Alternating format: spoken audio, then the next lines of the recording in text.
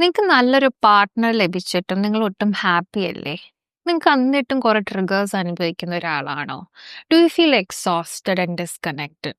ഇത് പലപ്പോഴും പാർട്ട്ണറുടെ പ്രശ്നവും നിങ്ങളുടെ പ്രശ്നവും ആവാനല്ല സാധ്യത. ഒരു കുഞ്ഞിന് റിലേഷൻഷിപ്പ് എന്ന് പറയുമ്പോൾ അതാദ്യമായിട്ട് ഉണ്ടാവുന്നത് സ്വന്തം അമ്മയായിട്ടാണ്. വളരെ ആദ്യമായിട്ട് ഒരു കുഞ്ഞ് റിലേഷൻഷിപ്പിലേക്ക് കടക്കുന്ന സ്വന്തം അമ്മയായിട്ടാണ്. ഇനി അമ്മ നിങ്ങളുടെ പ്രാഥമിക ആവശ്യങ്ങൾ എങ്ങനെയൊക്കെ നിറവേറ്റി, അമ്മ അമ്മേനെ എങ്ങനെ നന്നായി നോക്കി, that will be the foundation for your relationship with your self and with your partner. Relationship എന്ന് പറഞ്ഞാൽ എപ്പോഴും ആളെന്നെ കൺട്രോൾ ചെയ്യണം, എപ്പോഴും ഞാൻ ഗിൽറ്റി ഫീൽ ചെയ്യണം, ഞാൻ എപ്പോഴും എന്തെങ്കിലും തരത്തിൽ പ്രൊഡക്റ്റീവ് ആയിരിക്കണം.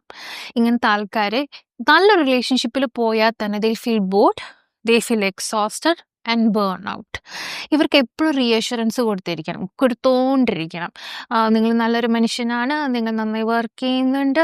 സോ ഇങ്ങനത്തെ ഇൻഡിവിജ്വൽസ് വളർന്നു കഴിഞ്ഞാൽ അവരുടെ പാർട്ണറിൽ നിന്നൊരു പാർട്ട്ണർഷിപ്പല്ല പ്രതീക്ഷിക്കുക. ഒരു ഫാദറിൻ്റെ സ്നേഹവും ഒരു മദറിൻ്റെ സ്നേഹവും ആയിരിക്കും. അപ്പം നിങ്ങളുടെ റിലേഷൻഷിപ്പ് ഒന്ന് വിലയിരുത്തി നിങ്ങൾ ഇങ്ങനെയാണ് ഫീൽ ചെയ്യുന്നതെങ്കിൽ it's time that you work on it.